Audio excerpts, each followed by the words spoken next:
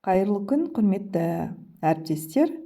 Педагогика бойынша тест сұрақтарын талдауды бастаймыз.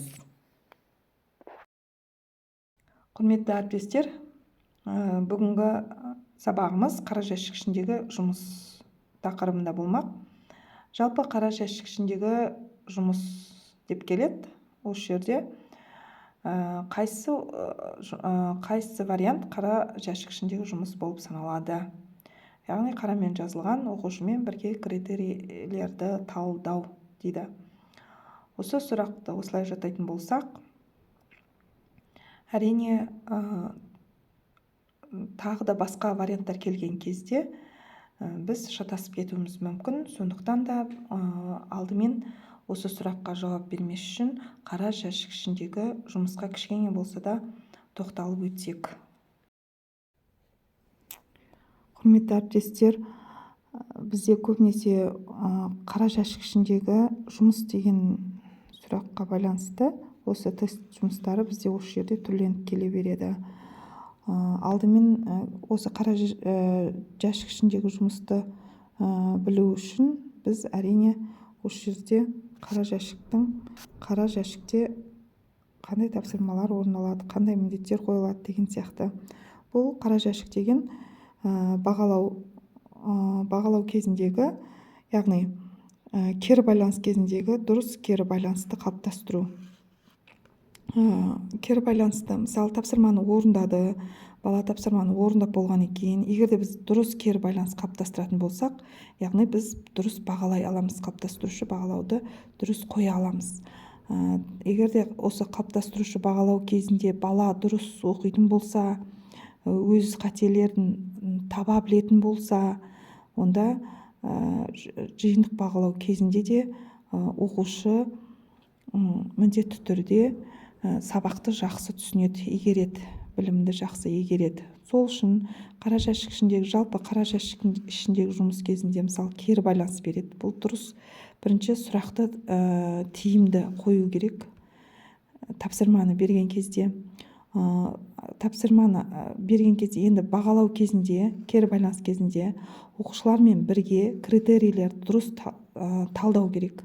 Яғни критерийге сәйкес тапсырмалар дұрыс орындалды ма? Міндетті түрде критерийлерді білетін болса, бала қандай критерий арқылы бағалауды білетін болса, онда ол сыныптасына дұрыс баға бере алады. Және де жауап беріп отырған тапсырманы орындаған оқушы да ол өз-өзін бағалай алады. Сыныптасының пікірмен келіседі. Яғни критерий тұр ғой, сол критерийдің бірінші критерийді орындады ма деген сияқты. Сол кезде оқушыға баға береді. Екінші критерий, мысалы, екі критерий қоятын болсақ, екінші критерийде де дұрыс орындады ма, сыныптасын бағалайды, және осы жерде жаңағы оқушы немесе топ өз-өздерін бағалайды. Бір топты да бағалауға болады. Осы жерде кері байланысты қамтамасыз етеміз. Міне қара жәшік ішіндегі жұмыс деген тапсырма келетін болса, осы кезде мысалы сұрақтар түрленіп келеді. Қара жәшік ішіндегі жұмысты көрсетіңіз дейтін болса, мысалы осы төрт жауабын жаттап алу керек, біліп алу керек. Мысалы, оқушылармен бірге критерийлерді талдау дейтін болса, және екінші, үшінші варианты басқа келуі мүмкін. Яғни осы вариант дұрыс екенін білулеріңізге болады. Одан кейін келесі, осы қара жәшік ішіндегі жұмысты тап деп келеді, тағы да түрленіп сұрақтың тиімді қойылуы десе, яғни қара жәшік ішіндегі осы жұмысты атқарылады. Қара жәшіктің ішінде сұрақты тиімді қою, сыныптасын және өзін-өзі бағалау, кері байланысты қамтамасыз ету, оқушылармен бірге критерийлерді талдау. Осы қара жәшіктің ішіндегі жұмыстарды біліп, есте сақтап алсаңыздар, тест кезінде шатаспай дұрыс жауабын табуға мүмкіндік туады. Әріптестер,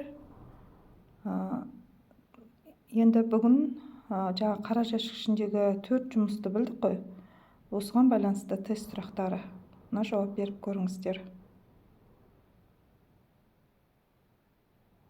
Ақпараттық деректерді жинақтау, оқушыларға стратегиялар ұсыну, мүмкіндіктердің барлығын қарастыру, жаңашыл идеяларды ашық болу, сыныптасын және өзін-өзі бағалау.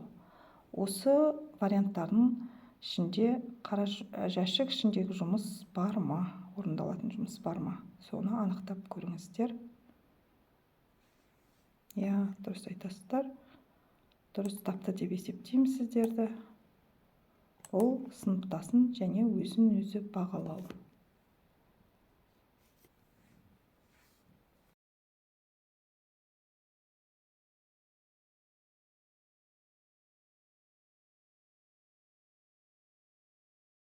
Бүгінгі видео сіздерге пайдалы болса, онда келесі видеоны жіберіп алмас үшін дайындығыңызды жалғастыратын болсаңыз, қоңыраушаны басып өтсеңіз болады. Және бүгінгі видео пайдалы болса, ұнаса, жүрекшені басып қойсаңыз.